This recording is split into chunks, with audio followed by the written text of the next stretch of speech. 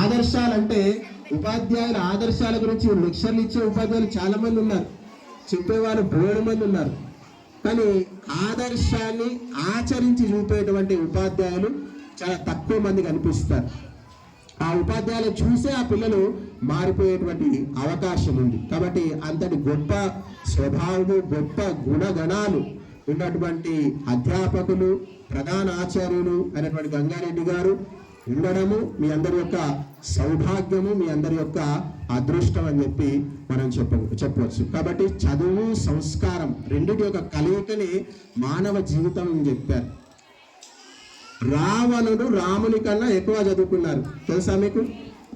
రావణుని బ్రహ్మ అంటారు, రావణ బ్రహ్మ అని చెప్తారు. రాముడు అంత చదువుకోలేదని చెప్తారు. కానీ అంత చదువుకొని రావణుడు రాక్షసుడు అయ్యాడు, రాముడు దేవుడు అయ్యాడు.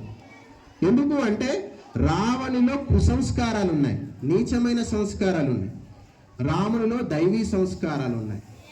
కాబట్టి మీరంతా కూడా మంచి అలవాట్లు, మంచి పద్ధతులు, మంచి గుణాలు నేర్చుకోవాలి. సహనం అనేటువంటిది విద్యార్థుల్లో ఉండదు, చాలా తక్కువగా ఉంటుంది. చంచలత్వం చాలా ఎక్కువగా ఉంటుంది. మీరంతా ఎంత ఓర్చుకుంటే అంత నేర్చుకుంటారు, గుర్తుపెట్టుకోండి. ఓర్చుకోవాలి. క్రమశిక్షణ అంటే ఏమిటి చెప్పండి? క్రమశిక్షణ అంటే ఏమిటి?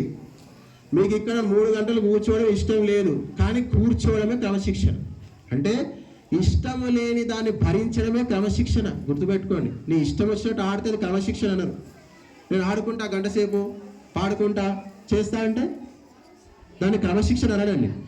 మీకు ఏదైతే ఇష్టం లేదో అదే ఇక్కడ చెయ్యాలి. ఆ ఇష్టం లేని చేయడం ఇక్కడ క్రమశిక్షణ అని చెప్పారు.